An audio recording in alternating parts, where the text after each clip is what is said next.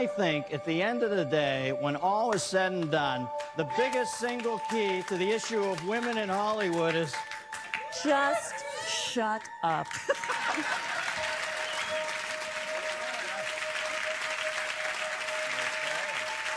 Just shut up.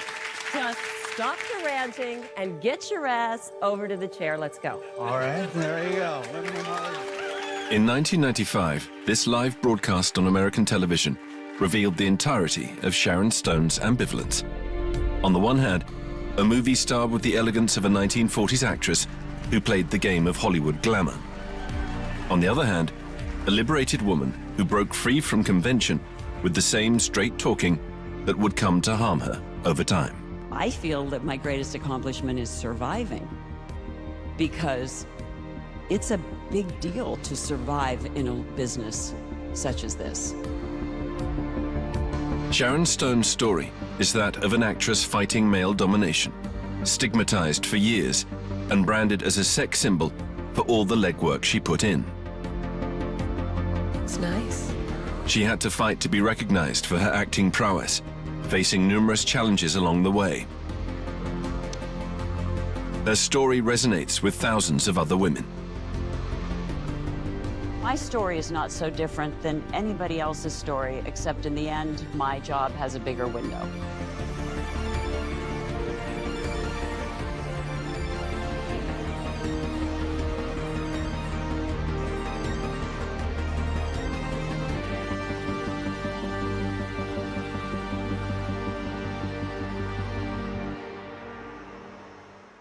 Et maintenant, retour à Cannes, où l'événement ce soir, c'est la présentation en compétition de Basic Instinct, un film américain tourné à San Francisco, film, dit-on, sexy, brutal et sophistiqué, signé Paul Verhoeven. En vedette, Michael Douglas, dans la peau d'un flic pas très net, et Sharon Stone, en blonde pulpeuse et explosive.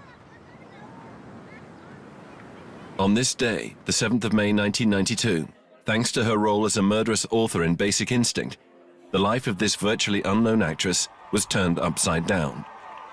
For Sharon Stone, there was a before and after the Cannes Festival. 30 years later, this very special day still left its mark on her. When I left the Grand Palais and was suddenly a star, fans, while I was at the premiere, had taken all my clothes, my contact lenses, my toothbrush, everything out of my suite. Outside the hotel is filled with hundreds and hundreds and hundreds of people. And this is my introduction to fame. The 34-year-old had been dreaming of this stardom since childhood.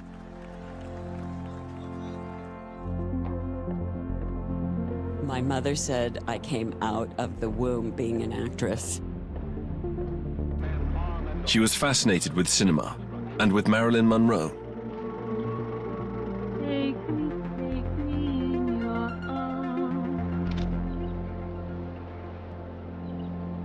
It was an entirely different world from the one she knew at the time, living in the depths of rural Pennsylvania.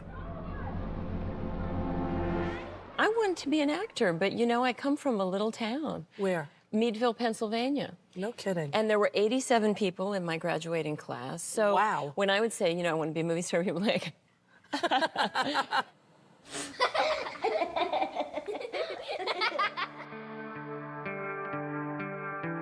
Born in 1958, Sharon Stone was the second of 4 children.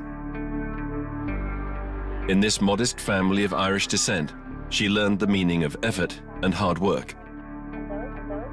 Well ahead of her class, she entered university at the age of 15 and took on small waitressing jobs to gain her independence.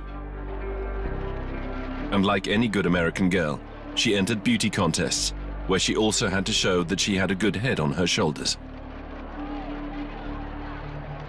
Hi, I'm Sharon Stone, Miss Crawford County. I'm presently a sophomore at Edinburgh State College, majoring in art education.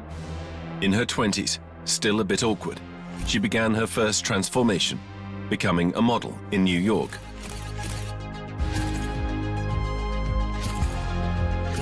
For years, she perfectly played the role of the pretty blonde promoting beauty product brands.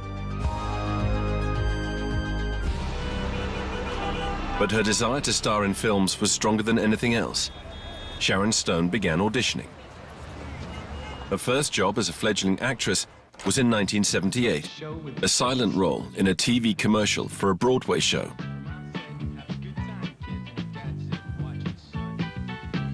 Her visible enthusiasm suggested she had found her place in the world, an instinct confirmed at the casting of Woody Allen's Stardust Memories.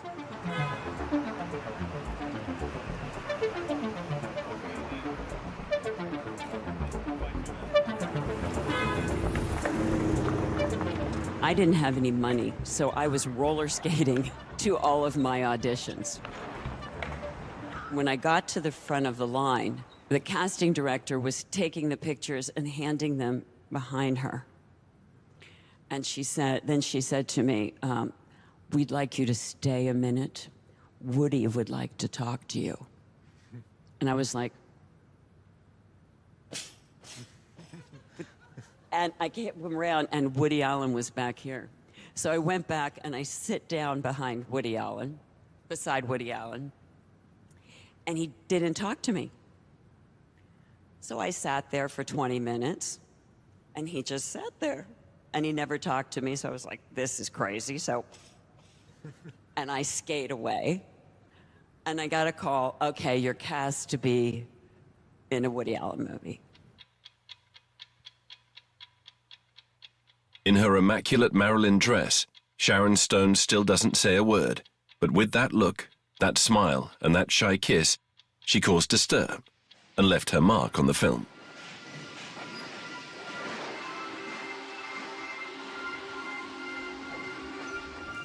For the first time, her acting dreams were within reach. To seal the deal, she moved to Los Angeles.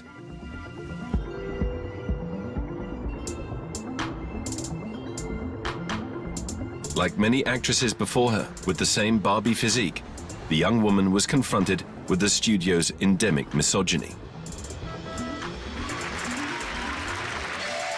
From the outset, she embodied the stereotypical blonde, necessarily idiotic, according to Hollywood. Debbie, I'm giving you my coveted Passenger of the Month award.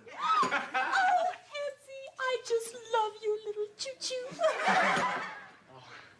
She took on the typecast role of girlfriend. That's all. Right. And who started it? 3 guesses. The dumb guy? Yeah. Mistress. Byron must never, ever find out about it. Janice, it's none of his business.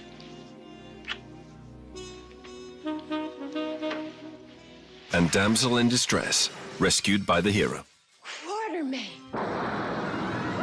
Roles that made it difficult to convey her potential as an actress.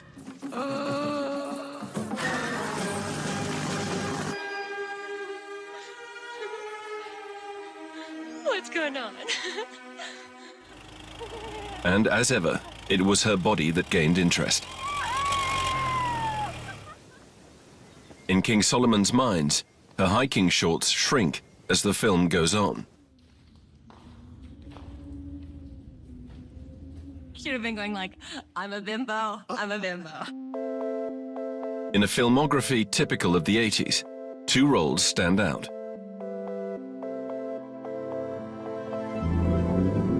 The role of twins in the series Magnum shows her ability to embody the 2 opposing sides of the same character. Her own personality shines through in the role of an ambitious actress in the comedy film Irreconcilable Differences, as a woman determined not to let herself be pushed around by men.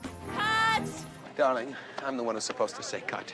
But darling, apparently I'm the one that knows the scene isn't working. Somebody get me a tab. If you want to yell at me, fine, but don't do it in front of the crew. It undermines my authority. Knowing how to assert herself came from her upbringing. Forget the sun. My father was an intense feminist. And so he would call me in from the playground and say, you know, you're not trying your best because you want the boys to like you. Now go back out there and win. And I would go out and I would do my best and win, and then none of the boys liked me.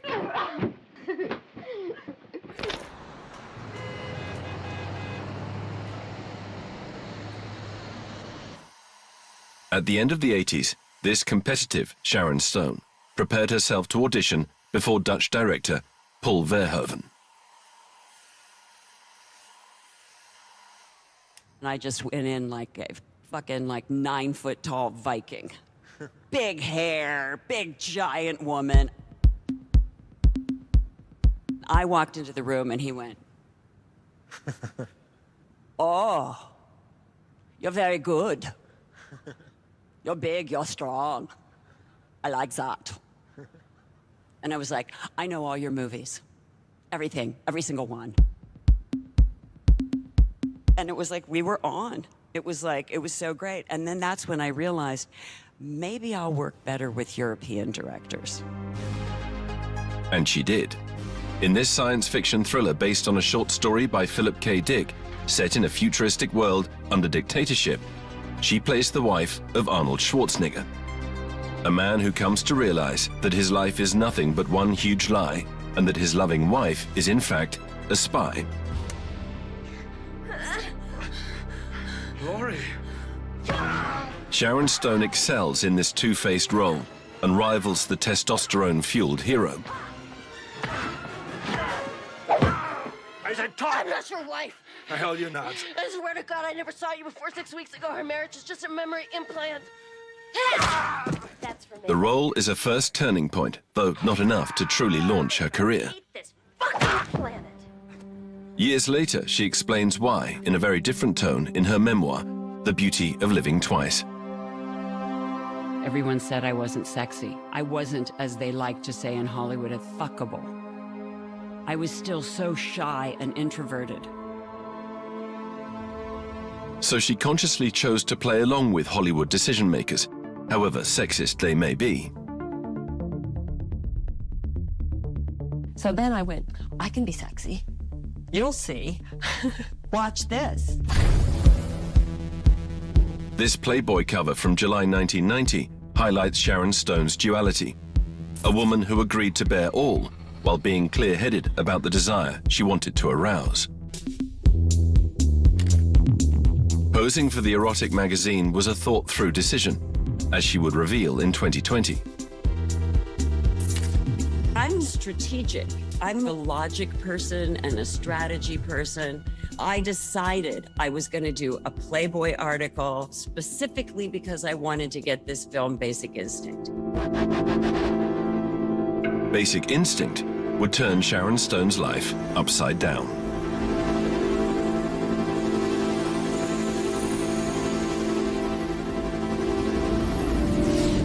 Directed by Paul Verhoeven, with a script sold for a record $3 million, it was the project everyone was talking about in Hollywood.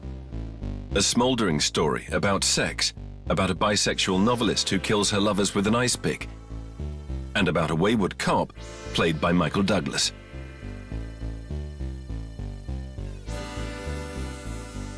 Sharon Stone hounded Paul Verhoeven to pass the tryouts. You know all these things about me. You know everything about me. It quickly became clear she was Catherine Trammell. You know I don't like to wear underwear. Don't you? But the producers wanted a star facing the actor. A dozen refused for fear of the numerous sex scenes. For Sharon Stone, however, the role was a no-brainer. I'll convince you.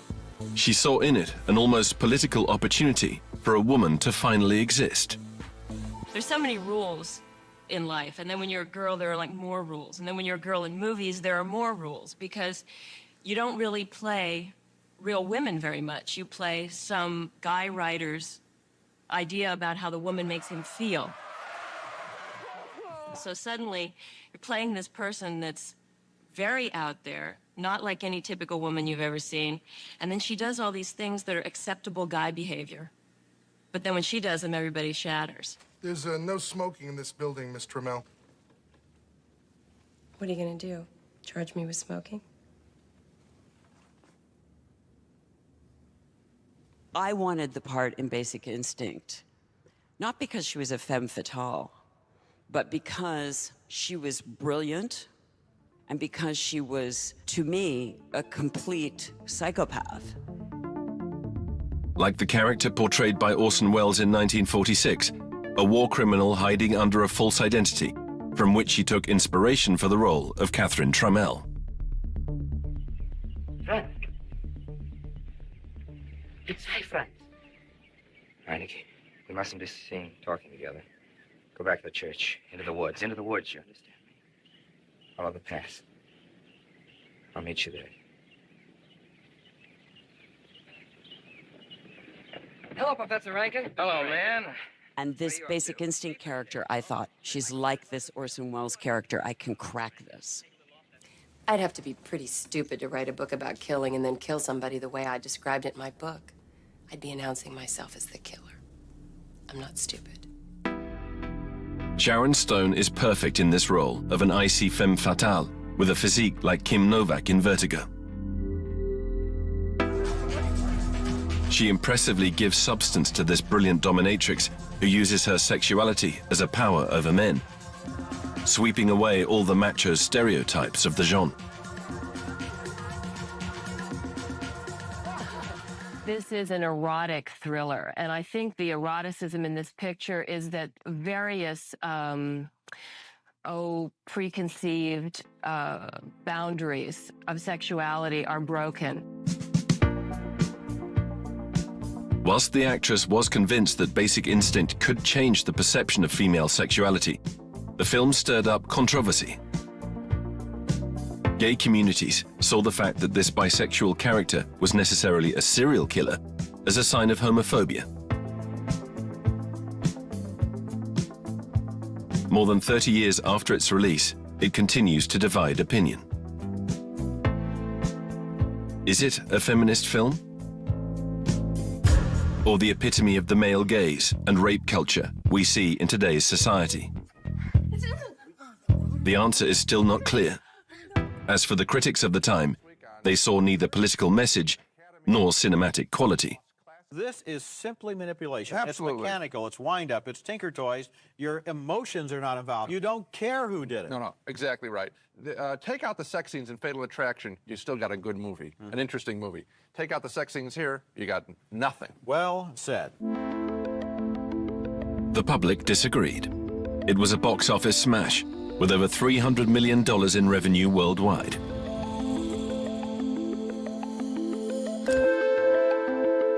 And above all, it was the film that unveiled Sharon Stone.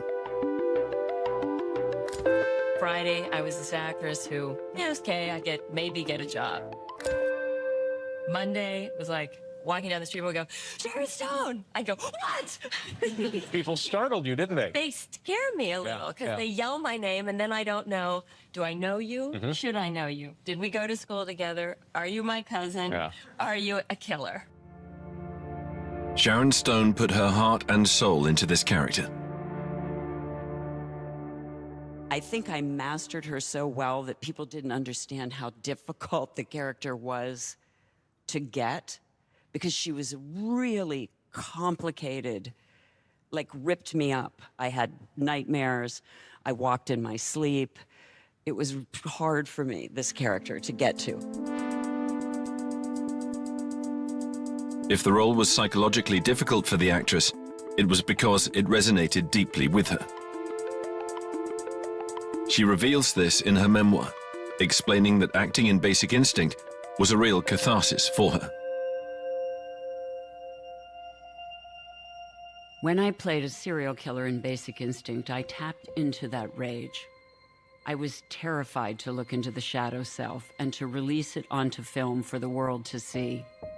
Even more, to let myself know that I have or had darkness within. To engage my full self so very deeply and to free that dark angel. And to know that I was so angry that I would have loved to stab Clarence to death was incredibly freeing.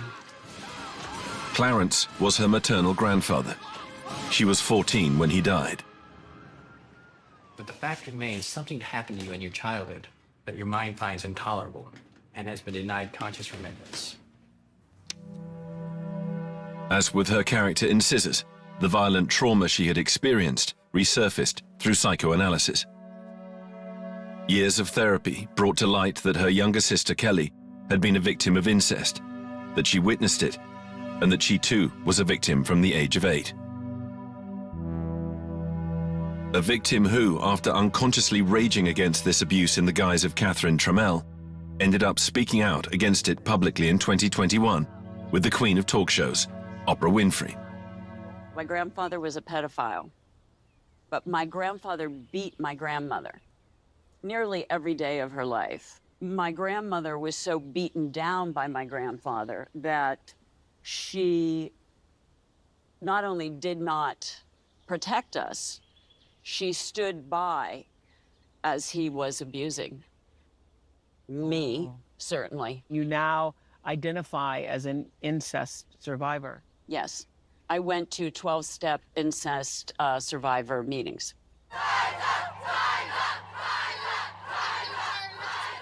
It took the world changing. It took me too, to even begin to imagine that I could tell our horrible truths.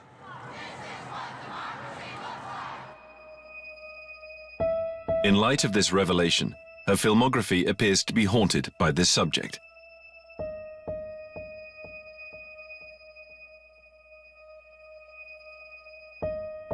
In Scissors, her character remembers being abused by her stepfather.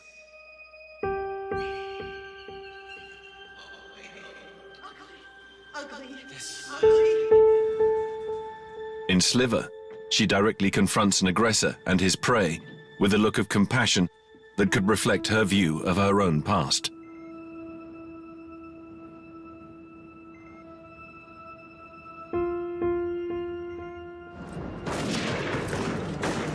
In Dead or Alive, she takes action, shooting a paedophile in the crotch, eventually killing him.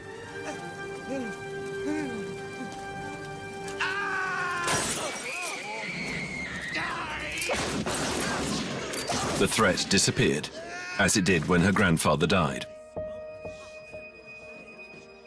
Did this trauma guide her choices of roles, consciously or otherwise? It is impossible to know. But what is certain is that it took years for her to understand the repercussions it had on her life.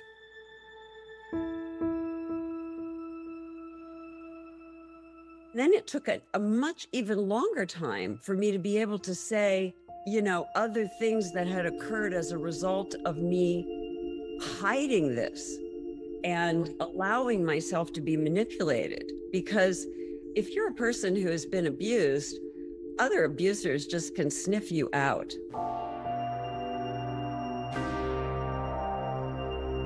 We read between the lines that the actress often felt manipulated. Was that her experience when filming the infamous interrogation scene in Basic Instinct? Have you ever fucked on cocaine, Nick?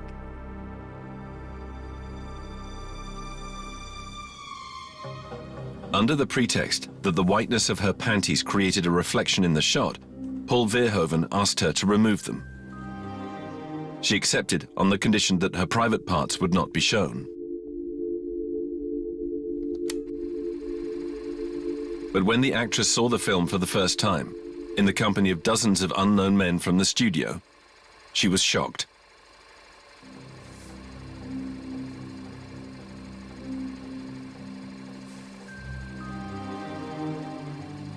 It's nice. Everyone in the room was paralyzed by the moment. But obviously no one more than me. I could not believe it. I just could not believe it. She had a very heated telephone conversation with Paul Verhoeven, where on the advice of her lawyer, she threatened to block the film's release. No. He said, "You will not stop this. This is what this movie is about. This belongs in this movie. You will not stop this." And I'm like, fuck you.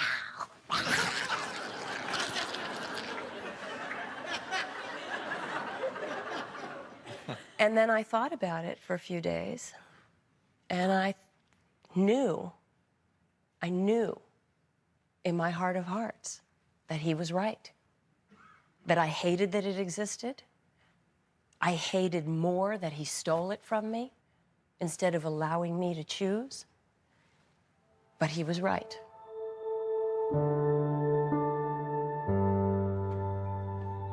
The interrogation scene has become part of pop culture over time, given the countless parodies it has inspired. I'm not wearing any underwear.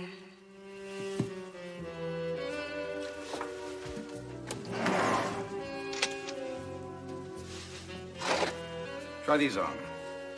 What are they gonna do, arrest me for smoking?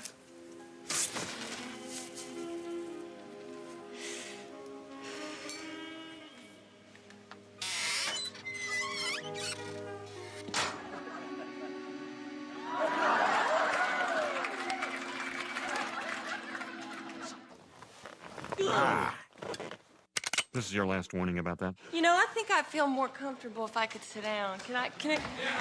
Sharon Stone contributed greatly to this cult status, using the situation to her advantage. Yeah, that feels better. What moment would that be? It's towards the... I'm uncertain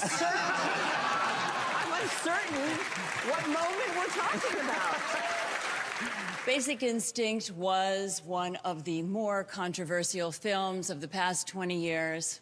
And in retrospect, much of it was over one small scene. I speak, of course, of the famous scene where you can see every detail of Michael's bare ass. Has that man no shame? Humor, one of Sharon Stone's greatest weapons. Still, it took a lot for her to face up to the media's abuse, which stretched to the point of digging up a supposed ex-boyfriend. Back to basics. I was 15, I think she was 16. I remember feeling awkward because she had a driver's license and I didn't, which created an awkward situation for me. Sharon Stone, on a scale of kissing, on a scale of 1 to 10, was about a 5. In the eyes of the world, Sharon Stone only existed as a blazing sex symbol after Basic Instinct. In the collective unconscious, she became inseparable from her serial killer character. People that I used to talk to would come and go, hey, how you doing? Go like this. Hi. Are they scared of you or awed of you now, do you think? Which one it is? Yeah. While on talk shows, she may have appeared to enjoy it, behind the scenes lay a rather different reality. People criticize me and say that men are intimidated by me. I was often alone on a set with hundreds of men. Can you imagine what it was like to be the only woman on a set, to be the only naked woman? Works for me. The actress was intelligent enough to invent a persona capable of dealing with the transgressive image that now clung to her. So you have to form like a publicity persona so that I wasn't just gonna cry when people interviewed me. So I got kind of sassy and funny. And then what? A free-spirited alter ego who plays along. And you have lovely, lovely legs. Why, thanks, Dave. I heard you were kind of a leg man. Well, And has to deal with the most inappropriate questions. Does actual sex ever take place? Oh, gosh. Well, no, that's a fair question. I mean, hey, this is the most realistic R-rated movie ever made. Well, no. No real sex. Behind the laughter, you can imagine the actress's discomfort at being seen only as a sex object. Nonetheless, immediately after Basic Instinct, she chose to star in another erotic thriller, further confining her to this status, which people didn't fail to point out. In her last film, our first guest played an ice-pick-wielding, skirt-lifting bisexual exhibitionist. But in her new film, Sliver, she just plays an exhibitionist.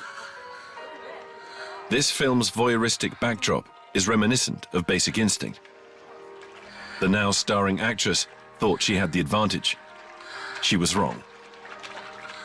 I have in my contract now that I'm a leading lady, that I get to pick certain things and have approval of certain things. But in so many instances, I was in disagreement about a variety of different elements to the picture. What about the panties? Panties? Yes, the panties. Are you wearing the panties? get it. And they fought me. Oh. Like the production fought me, or the studio fought me, or my agent, or somebody's agent. And so it was the first time that it was going to be a Sharon Stone movie, and I wanted to play ball. So I caved on everything.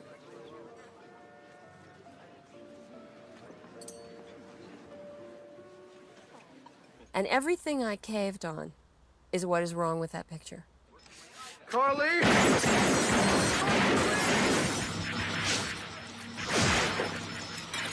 Get a life.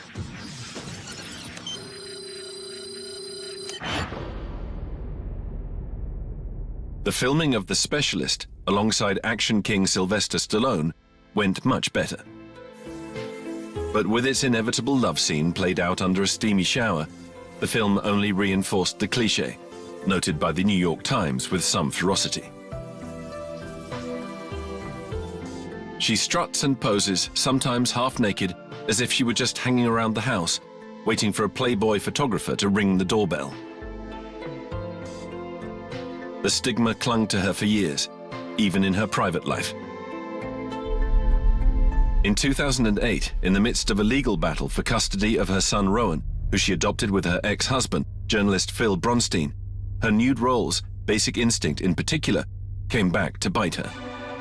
I lost custody of my child. When the judge asked my tiny boy, "Do you know your mother makes sex movies?" The actress fought to rid herself of her scandalous image. Erased. You okay? Tired. I got really tired of everybody else telling me who I was. I got tired of being forced into a sort of, you can't play this and no one will believe you as that. And I was just, you know, like, enough is enough.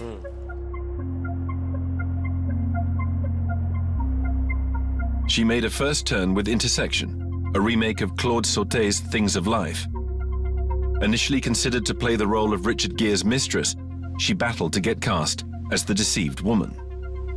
With the coldness of a blonde from a Hitchcock movie, she showed that she could be more than just a simple object of desire. Don't you touch me! I don't want you to get hurt. Come here, come.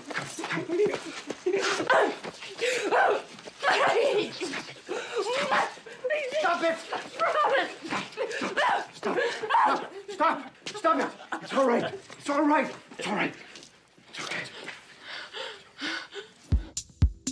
But her efforts did not seem to pay off in the eyes of the critics, who posed the scathing question, can Sharon Stone really act?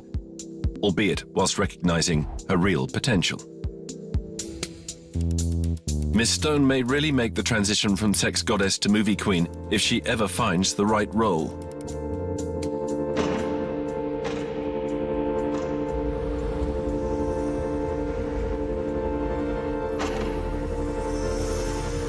And the right role eventually came, that of Ginger McKenna in Martin Scorsese's dazzling Casino. I told you I was hot today. Yes. Get lost? Yes. Well, how about that? If Sharon Stone had something to celebrate, it was this chance to finally make her name as a leading actress in the books of the studio bosses, who still viewed her with some wariness.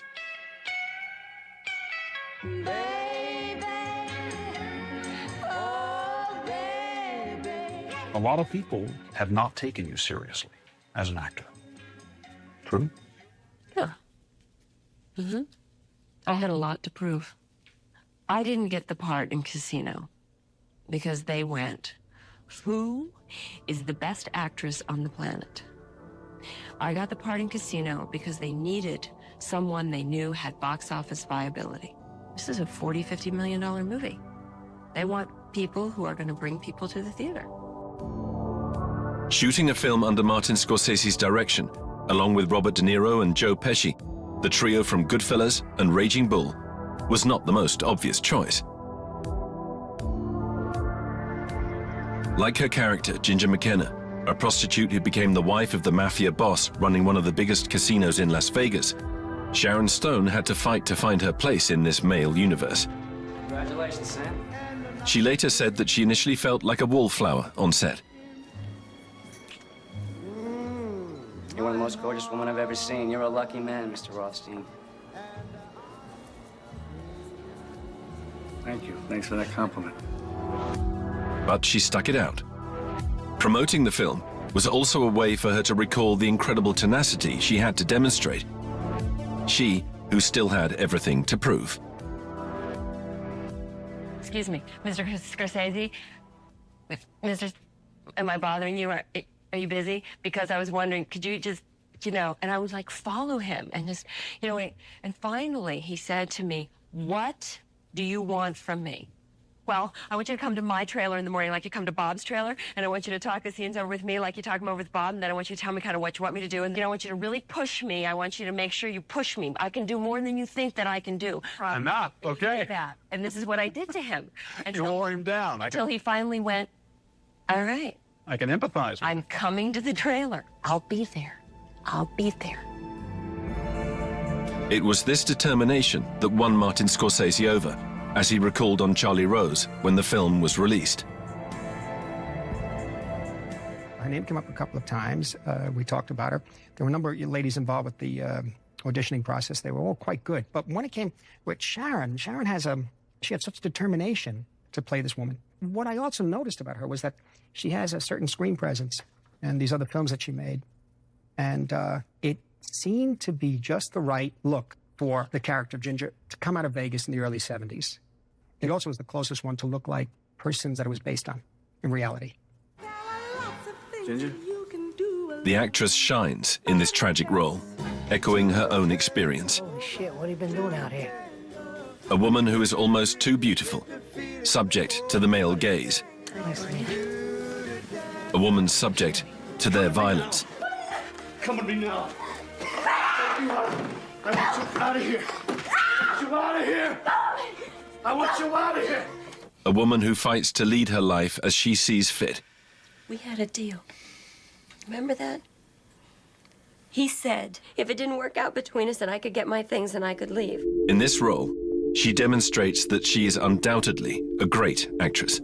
I remember the night we shot the scene where I come back from running away with Jimmy Woods.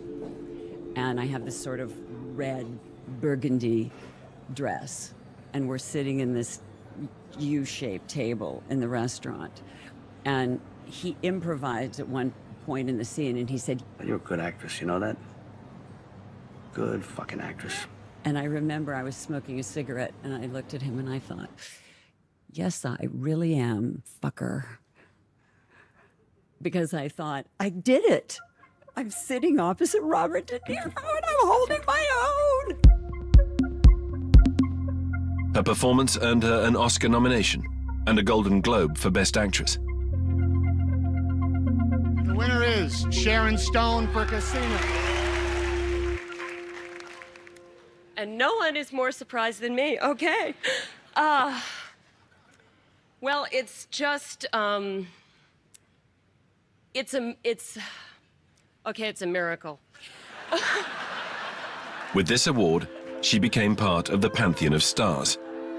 But fame was not an end in itself for this dedicated woman. I always felt I had something to give, my time, something. I've been working in all kinds of charity work for a long time. It's only since I got famous that I had the power to really raise money and really make a more effective community difference. She has given her life to fighting AIDS. As part of AMFAR, the foundation created by Elizabeth Taylor that raises funds for research into the disease, her showgirl performances have raised millions of dollars over time. There, this is fun, 55 there, 60 there. However, her activism has never kept her away from film sets. But in the mid-90s, after Casino, she found herself at a crossroads. Once you reach your goal, it's a little bit like, oh my God, now what? You know, where do you go after you work with Scorsese and De Niro? It's like, what do you do now? A difficult question. Her response was to try expanding her range. In Last Dance, her character, a prisoner that a young lawyer tries to save from the death penalty, allows her to transform herself physically, erasing all forms of seduction. can't change that. I can only change myself.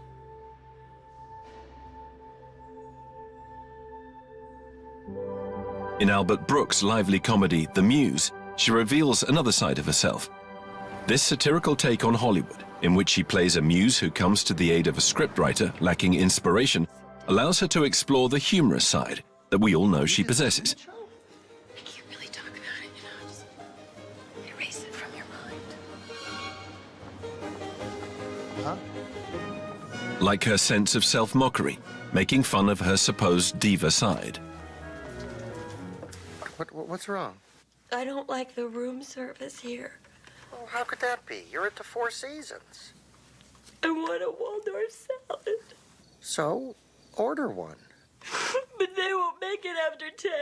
All right, calm down. Take it easy. I just read in a newspaper where it's unhealthy to eat lettuce in the evening. They did this study at Harvard, and anybody who had any kind of greens after like 8 o'clock had a lot of colon problems. You don't want colon problems, do you? I want the salad. Damn it. But she didn't always make the right choices. That was the case with Diabolique, a remake of the Henri Georges Clouzot film. Though promising on paper, her face-off with Isabella Adjani turned out to be very mediocre. Not to mention the underwater blockbuster Sphere alongside Dustin Hoffman and Samuel L. Jackson. Okay, let's go. Which plummeted at the box office. Does the actress lack discernment? That was clearly not the question for her when she looked back on her career with Larry King. Well, you know, I think that the thing to do is to take good parts with good people. I mean, it's not a vanity contest, it's an opportunity to play good parts. But you had to wonder if something else prevented her from truly bouncing back after Casino. Everybody always told me, don't wear high heels, you're taller than all the actors. You know, just try to don't be so aggressive, Sharon. Don't be so loud. Don't have so many opinions. It'll be better if you just tell them this is how you feel. Men don't want to hear how you think, Sharon. I can be smart when it's important, but most men don't like it. And like Marilyn, not everyone likes what she There was thinks. a quote attributed to you, which went, if you have a vagina and a point of view, that's very threatening. Did you really say that? Yes, I really said that. Sometimes I think that you need that slap of the impact to make people consider something. That turned out to be her Achilles heel when face to face with the men ruling Hollywood. Being a woman who is too intelligent, with an IQ of 154, who dared to assert herself. You don't tell me what to do. You don't tell me what to do. Sharon Stone was said to have the biggest balls in Hollywood. In the olden days, a woman who was outspoken like me, the only thing they ever said about Sharon Stone was that she was difficult. As co-producer of the Western Dead or Alive, it was a struggle for her to be taken seriously. All her choices were contested. The studio and the other producers thought that my choice of Sam Raimi was ridiculous. They actually said, why are you choosing this D movie director? What are you doing? And then when I wanted Leo... Ooh, bad idea, bad idea. They didn't understand. And they said, if you want him so much, pay him out of your own salary. And I said, okay, I will. Difficult, because she was demanding equal pay. She who was paid $500,000 for Basic Instinct, while Michael Douglas received more than $14 million. I was underestimated. For her, the explanation was simple. The men at the head of the studios could not bear anyone questioning their power. I think misogyny is strong and is still incredibly strong. And I think if you portray strength, it's easier to say there's something wrong with you. And if you're smart, there must be something wrong with you. It couldn't possibly be that you're just self-possessed female who has both feet on the ground. Being a self-possessed woman did not protect her from inappropriate behavior. Sharon Stone is... Questioned in 2018 during the Me Too movement about whether she was subject to sexual harassment, her attitude spoke volumes. You're laughing, but I don't know. I don't know if that's a nervous laugh or are you kidding me? Of course I was. Laugh. I've been in this business for 40 years, Lee. Can you imagine the business I stepped into 40 years ago? Well, that's why I asked. Looking like I look? From nowhere, Pennsylvania. I didn't come here with any protection. I've seen it all. Like the day when, as a young actress, she met with a hotshot from a major studio. A painful memory that she shares today. He was like, it's true what they say, you're fantastic, and you're the most beautiful, and you're gonna be such a big star. And I'm sitting there thinking, oh my God, this is really happening. I'm in the studio and he's liking me and this is so great. And he turned around and he stood in front of me and he went, but first, and he unzipped his pants and took his penis out in my face. And I was so low that it was right in my face. I couldn't stop laughing and I couldn't get my breath. And he didn't know what to do until he must have buzzed a buzzer or something and his secretary came in and got me.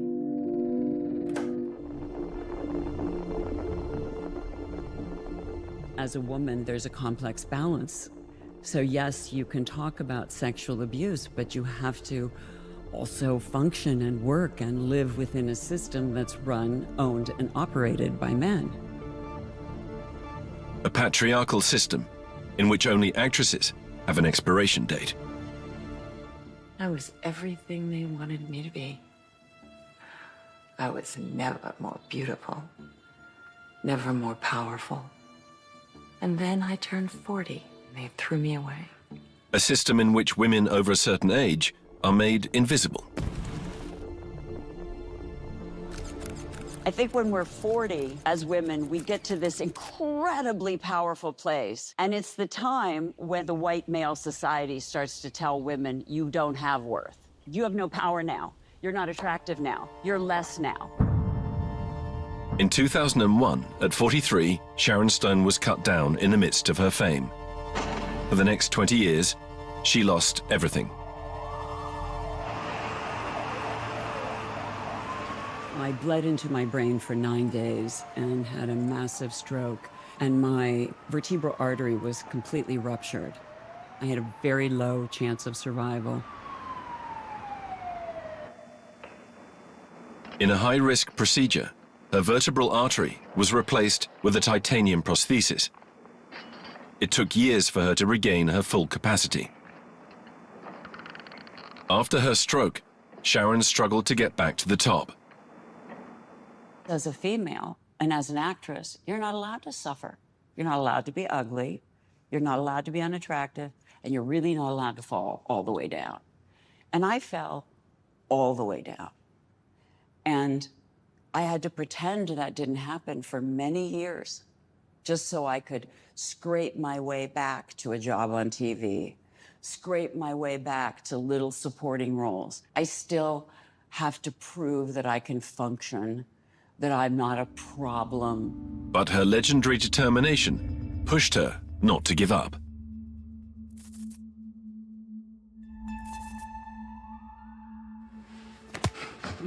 Be a man.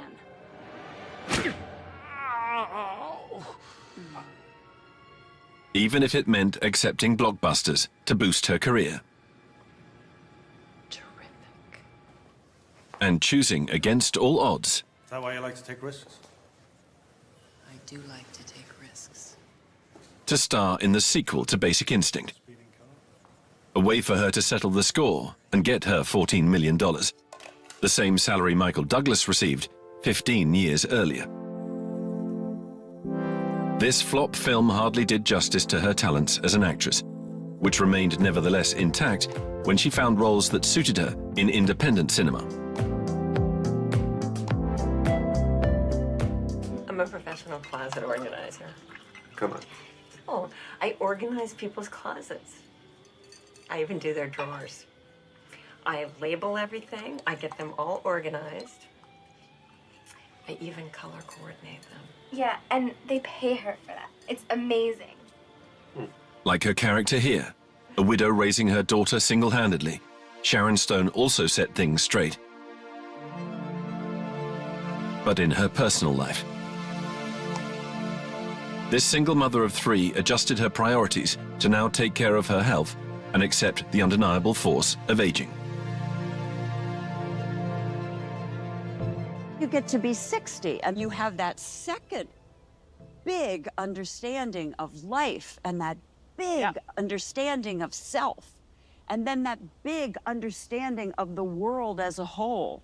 This is the second time then that you're really powerful. Today, she has her place in an era where Hollywood is beginning to recognize the value of its 60-year-old actresses. You know, I was never invited to one party on my hill, and now everyone's inviting me. I just want an Oscar.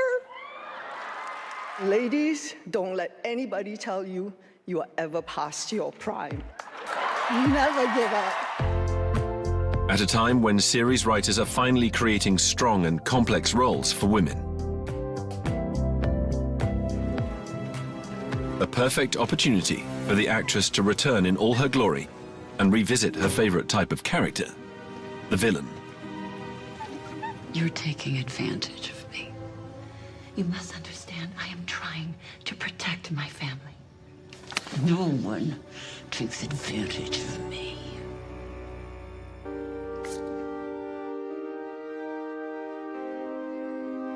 Sharon Stone now seems at peace with her past, while still being driven by this competitive force.